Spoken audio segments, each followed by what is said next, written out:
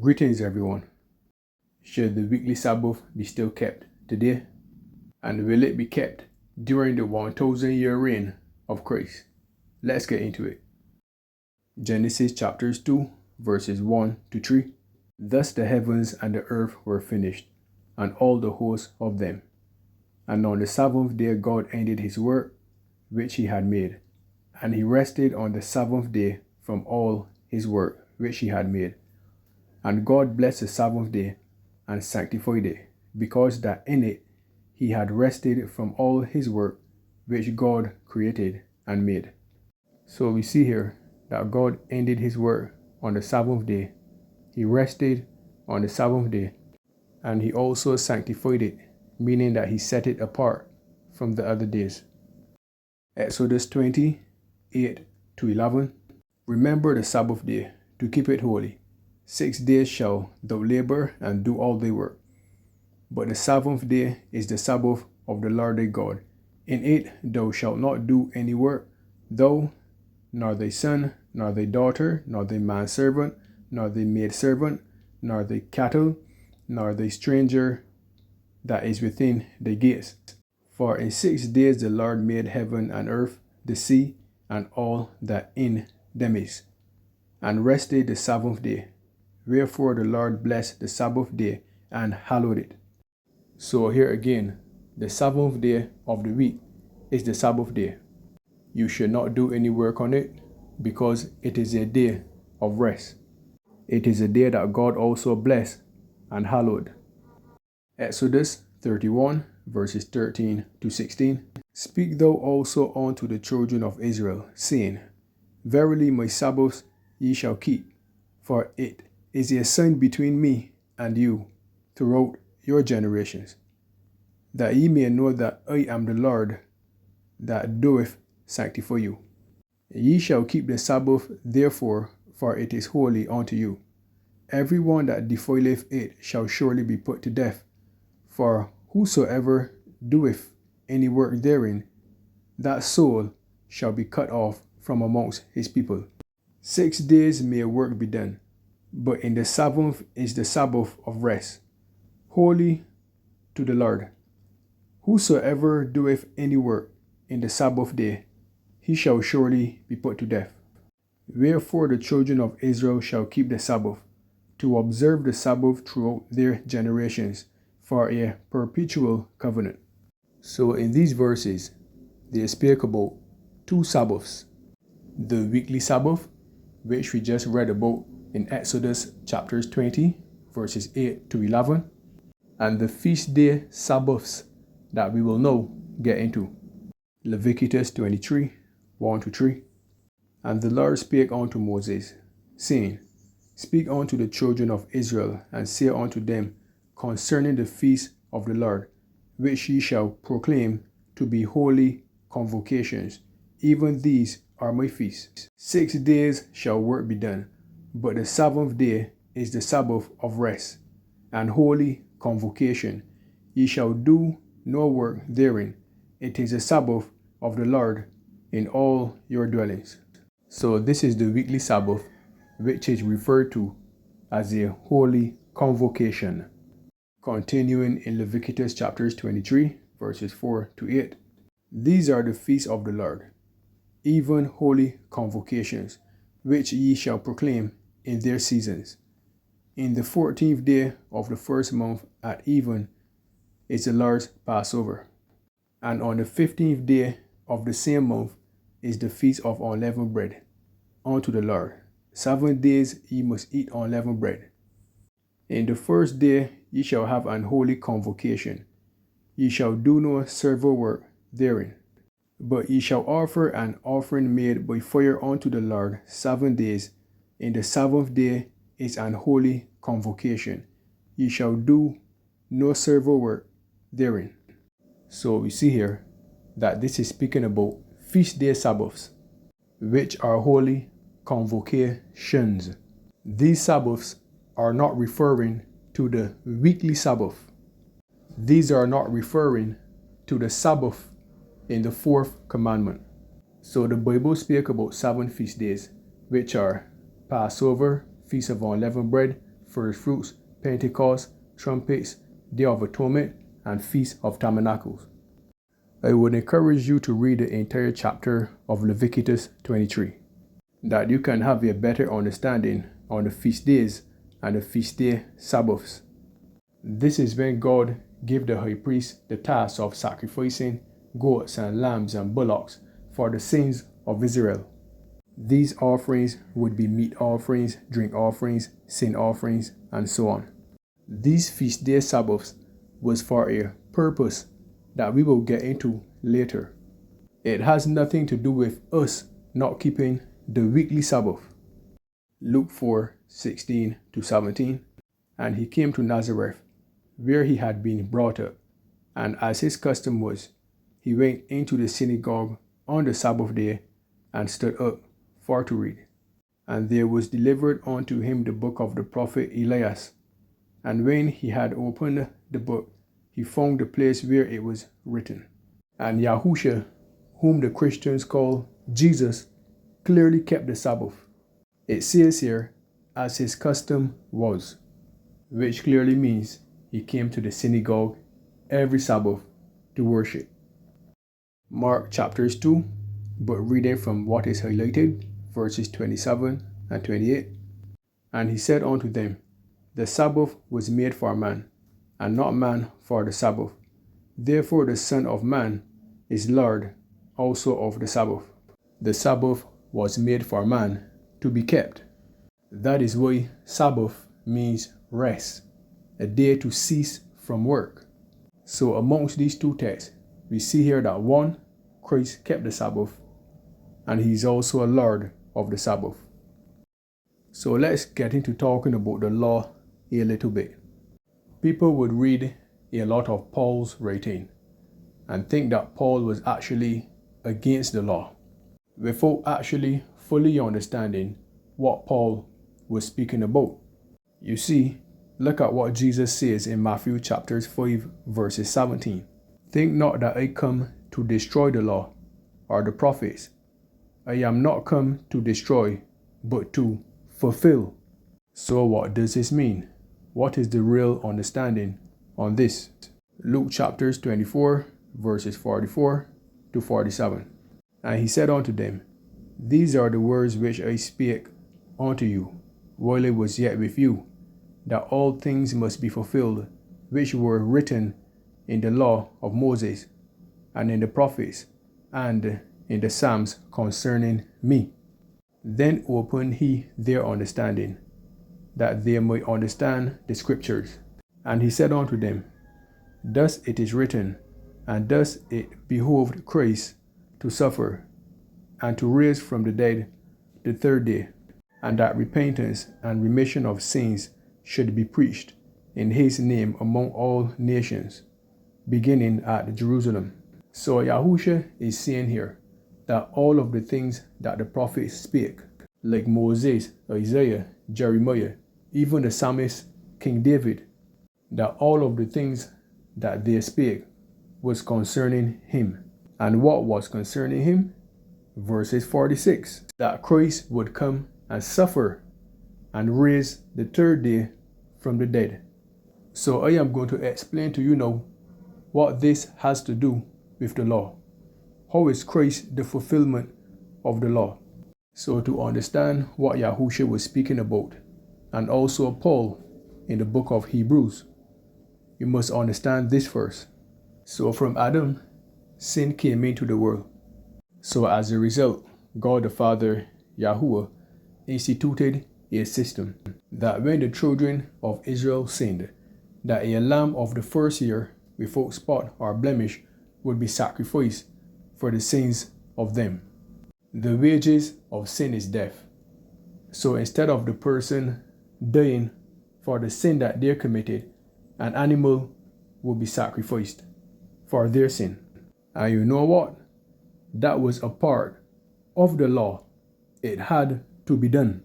You see, to understand this, you must fully understand how the sanctuary worked.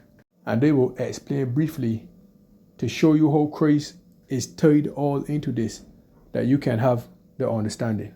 So by observing this image right here on the screen, which represents the sanctuary, there's the outer court where you have the altar of burnt offerings and also the laver where the priests wash. You go straight ahead into the holy place, where on the priest's right you will see the table of showbread, on his left the 7 candlesticks that were lighted. Ahead of him, before the veil, he would see the altar of incense, and the smoke with its sweet scent will ascend upwards before the veil. The veil separated the holy place from the most holy place. When you pass the veil, there you would see the Ark of the Covenant. And this is where the Spirit of Yahuwah, the Most High, dwelt. So how is Yahusha the fulfillment of this? Hear me out. So the priest washed in the laver, which represents Yahusha's baptism. The animal being sacrificed was killed and burned, meaning Christ giving his life for the sins of the world. We move in to the holy place. The table of showbread represents Christ's body that was broken for us. The 7 candlesticks represents Christ being the light of the world. Remember that when he came here, he preached the gospel and he preached about the will of his Father, bringing light to all mankind. The altar of innocence with the smoke going up represents the smoke going up to heaven. Remember that when Yahusha was here, he said, "This is how you should pray. Our Father, whose art is in heaven."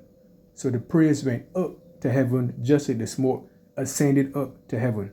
The blood of the lamb or the goat was thrown before the veil that separates the holy place from the most holy place.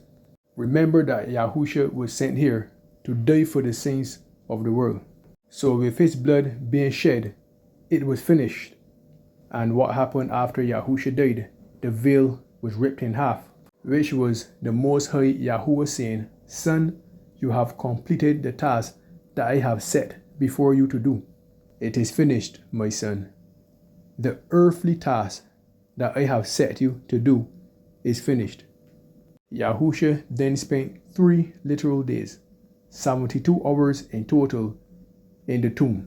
He came out of the tomb and spent 40 days with his disciples and was seen by over 500 people, after which he ascended back to heaven, seated on the right hand of his Father till this day.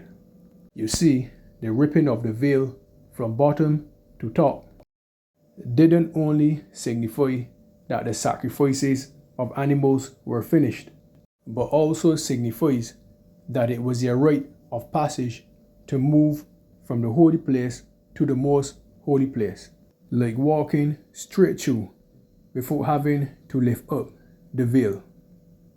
So this is what Yahusha and Paul and the prophets was speaking about.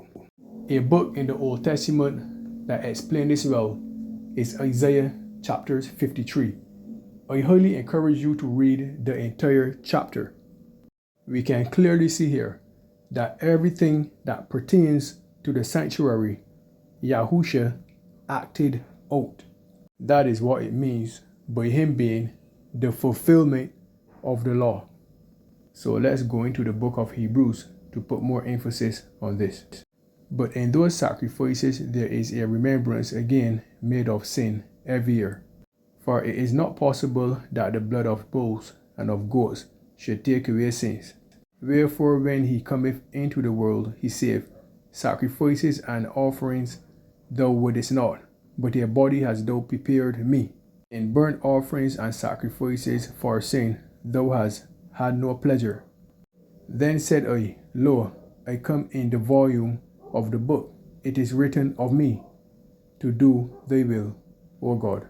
We see here that Yahuwah had no pleasure in the sacrifices of animals, but we know it was for a reason. So Yahuwah created a body of flesh and blood, which his son Yahusha in spirit dwelt in, and Yahusha was one with that body. That is how he could be still the Son of God and still man at the same time.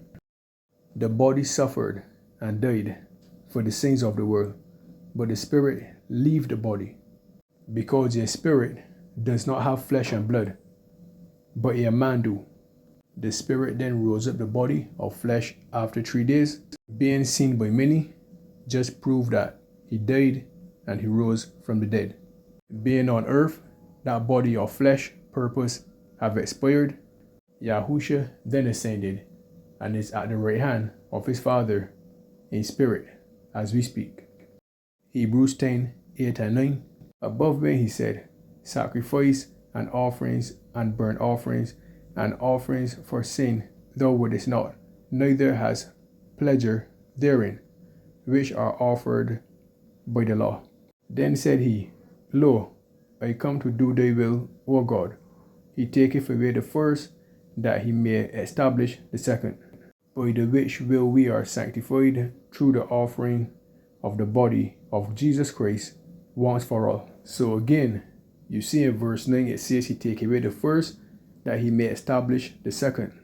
He take away the sacrificing of animals and the earthly priests, to him establishing the second, which is himself being high priest right now. So again, this was pointing to a specific thing. This was actually speaking strongly about 3 of the feast days. Feast day 1, Christ was the Passover lamb that was sacrificed for the sins of the world. Feast day 2, the Feast of Unleavened Bread, which was the next day after Passover. All of the bread with a rising agent or leaven had to be thrown out the house before the Feast of Unleavened Bread, because leaven represents sin, which commemorates Christ dying for the sins of the world. He taketh away the sins of the world. Feast day number 3, the Feast of First Fruits, which commemorates Christ being the first fruits from the dead. Passover, Feast of Unleavened Bread, First Fruits. Christ died, take away the sins of the world, and rose from the dead. The fulfillment of the law. So after Yahusha's ascension, did the apostles kept the Sabbath? Acts chapters 13, verses 14 and 15. But when they departed from Perga, they came to Antioch in Pisidia, and went into the synagogue on the Sabbath day and sat down. And after the reading of the law and the prophets, the rulers of the synagogue sent unto him, saying, Ye men and brethren, if ye have any word of exhortation for the people, say on. So we can see here that they gather in the synagogue on the Sabbath day, which they asked Paul for words of exhortation, and Paul did that, but they wanted more. Verses 42-44. Acts 13, 42-44. And when the Jews were gone out of the synagogue, the Gentiles besought that these words might be preached unto them the next Sabbath.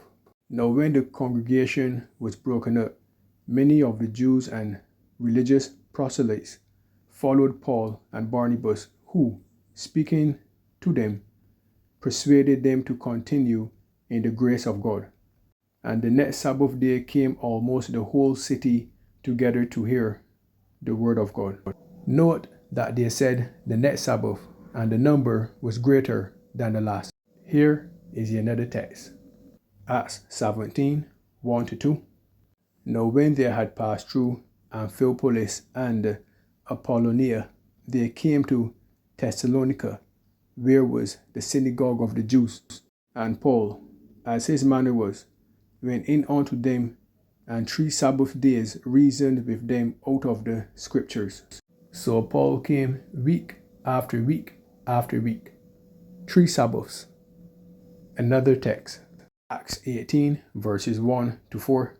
After these things, Paul departed from Athens and came to Corinth, and found a certain Jew named Aquila, born in Pontus, lately come from Italy, with his wife Priscilla, because that Claudius had commanded all Jews to depart from Rome, and came unto them.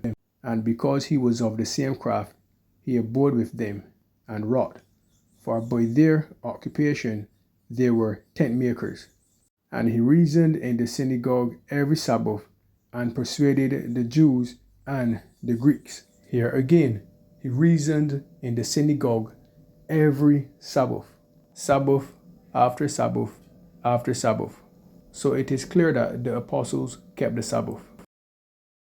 So we established so far that Yahuwah and Yahusha, his son, rested on the Sabbath day, and that the children of Israel kept the Sabbath day.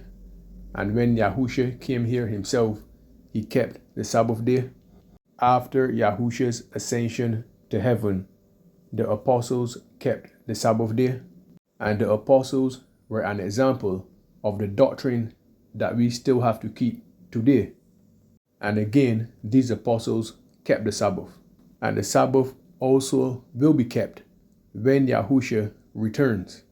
What I'm going to say will be a stronghold for all Sabbath keepers, but at the same time will go against the doctrine held by many of these Sabbath keepers. So I greatly encourage you to listen to what I have to say. Hear me out. You can choose to disagree in the end, but hear me out to see where I am going with this. So I will start with this.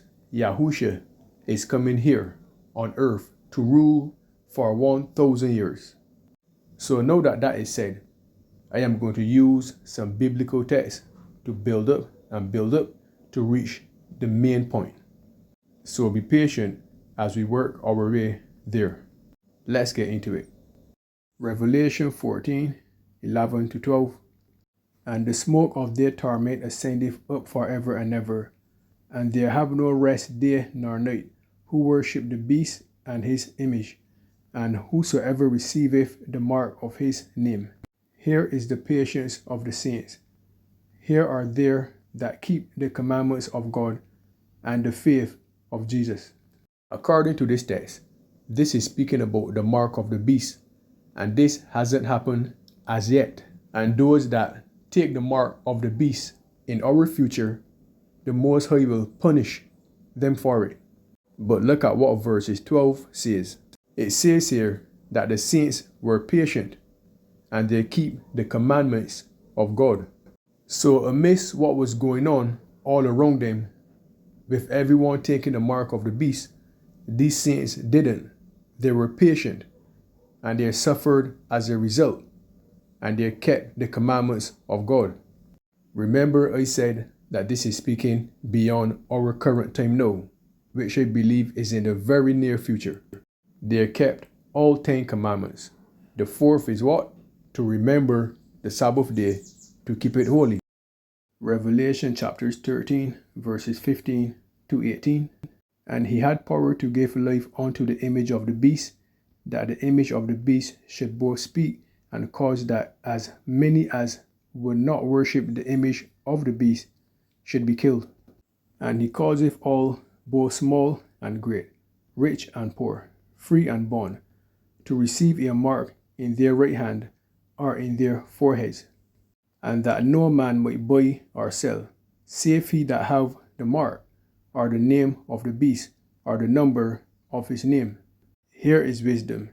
Let him that have understanding count the number of the beast, for it is the number of a man, and his number is 666. You see, it is all about understanding the timeline. Those that wouldn't worship the beast would be killed, and these are the saints, because they didn't receive the mark of the beast in their right hand. And you cannot buy or sell save you have the mark of the beast. And again, this is in our near future. Revelation 20, verses 4. And they saw thrones, and they sat upon them, and judgment was given unto them. And they saw the souls of them that were beheaded for the witness of Jesus, and for the word of God, and which had not worshipped the beast, neither his image, neither had received his mark upon their foreheads or in their hands. And they lived and reigned with Christ 1,000 years. So John saw revelation of the saints losing their life because they choose not to receive the mark of the beast.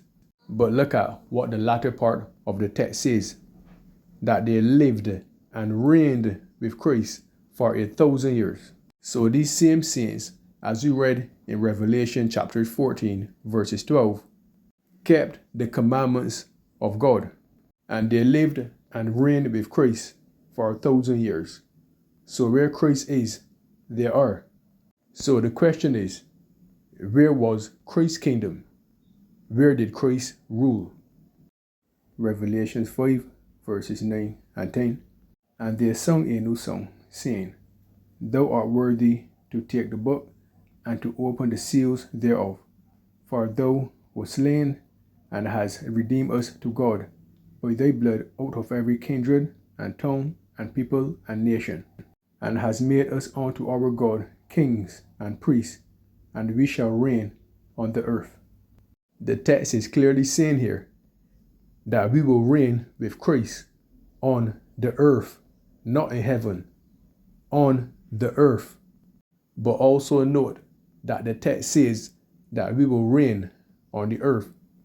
But if you are reigning over someone, right? You are not reigning over yourself. So who will we be reigning over? Revelations 2, reading from verses 26 and 27.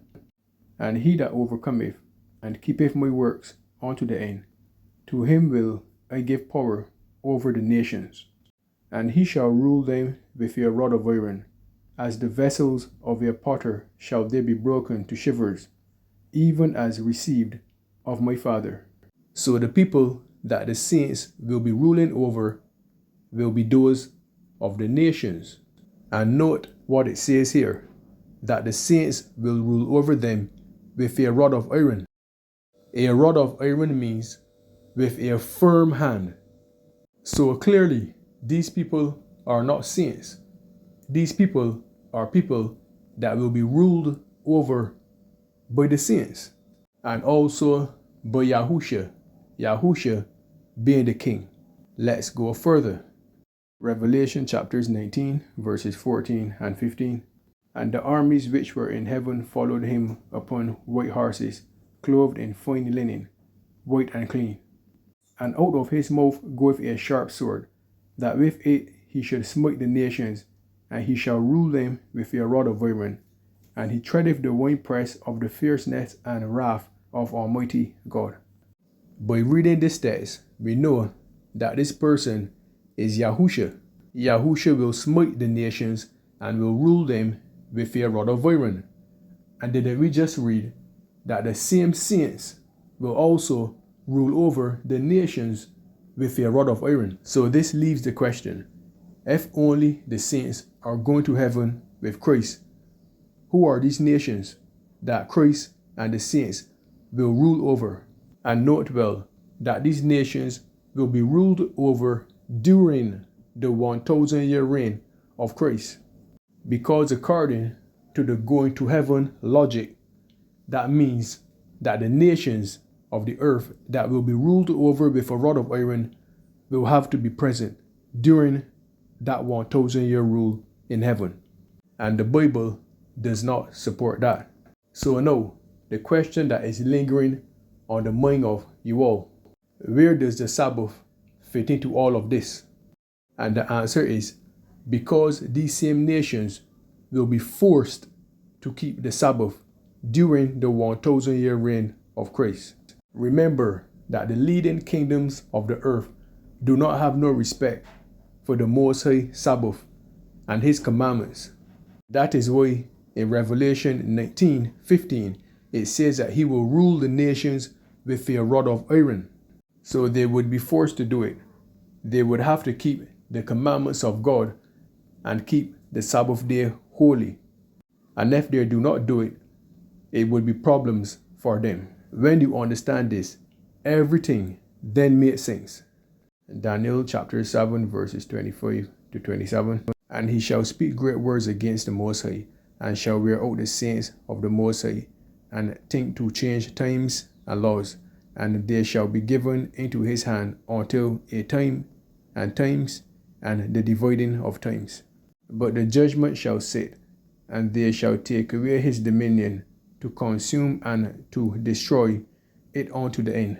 And the kingdom and the dominion and the greatness of the kingdom under the whole heaven shall be given to the people of the saints of the Most High, whose kingdom is an everlasting kingdom, and all dominions shall serve and obey him. So verses 25 is speaking about the beast, or the lawless one, or the man of sin, according to 2 Thessalonians chapters 2, verses 1 to 10, or Revelations chapters 13, verses 11 to 18. Verses 26 speaks about his dominion being taken away. No, verses 27. And note what it says here, that the kingdom under the whole heaven shall be given to the saints of the Most High. And note what it says here. It says the kingdom, meaning the kingdom of the beast, right here in verses 25. And where is the kingdom of the beast? It is under the heaven.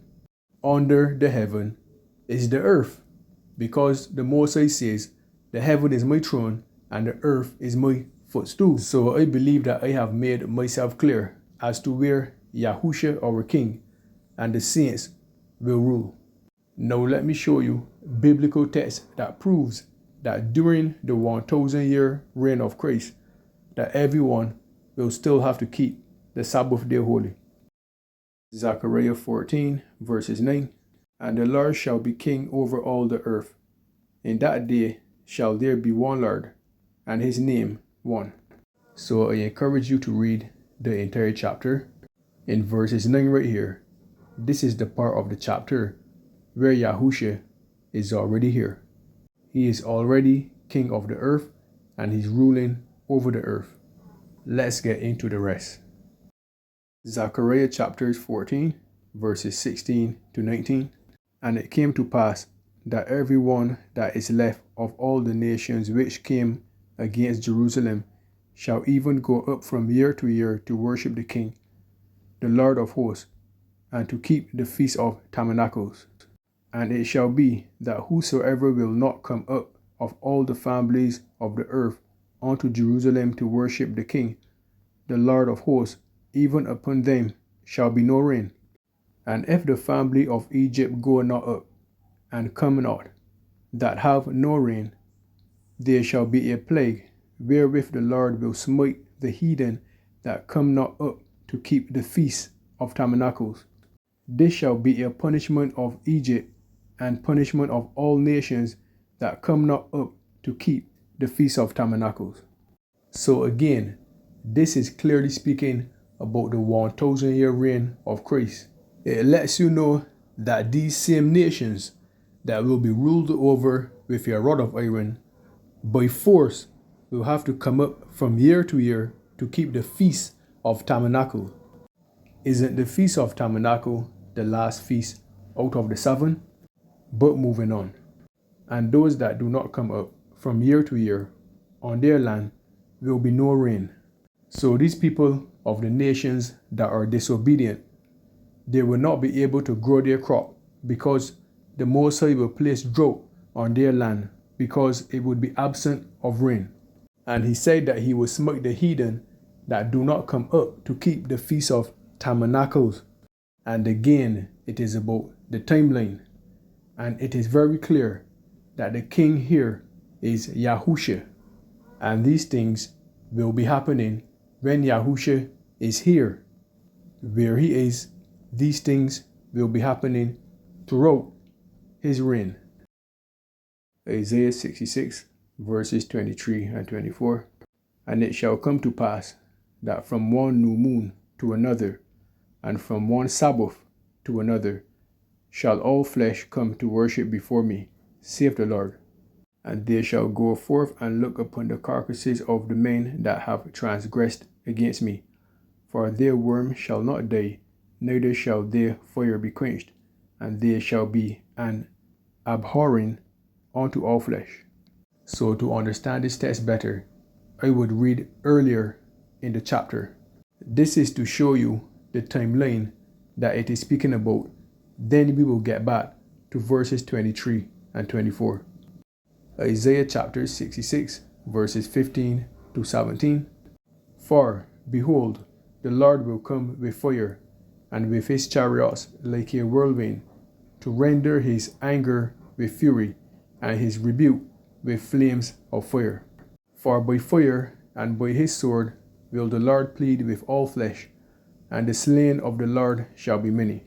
There that sanctify themselves and purify themselves in the gardens behind one tree in the midst, eating swine's flesh, and the abomination, and the mouse shall be consumed together, saith the Lord. So this is speaking about when Yahushua comes. This is what he will do. This is what he will do when he arrives. And those that believe that Yahuwah's dietary laws are done away with, are abolished, see what it says here in verse 17, that these people that eat the abominable foods will be consumed together.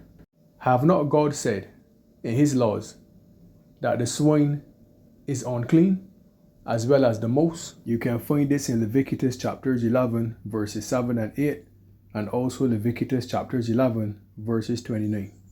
And this is during the 1,000-year reign of Christ on earth. So back here to the same chapter. And it shall come to pass that from one new moon to another, from one new moon to another is 1 month. And for those that do not know what a new moon is, it is the first appearance of the waxing crescent moon in the western sky just after sunset. For those that would like further understanding on what the new moon is, can check out my channel, Let's Prove It, and can watch the video titled, Does the Bible Explain How the New Moon Looks? From one new moon to another, and from one Sabbath to another, shall all flesh come to worship before me, saith the Lord. So in other words, from month to month, and from Sabbath to Sabbath, all flesh will worship before the Lord.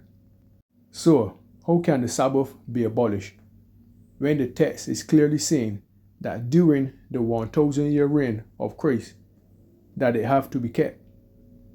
Exodus 31, 16 and 17. Wherefore the children of Israel shall keep the Sabbath, to observe the Sabbath throughout their generations, for a perpetual covenant. It is a sign between me and the children of Israel forever. For in 6 days the Lord made heaven and earth, and on the 7th day he rested and was refreshed. And I am very aware here that the text says that it is a sign between Yahuwah and the children of Israel forever.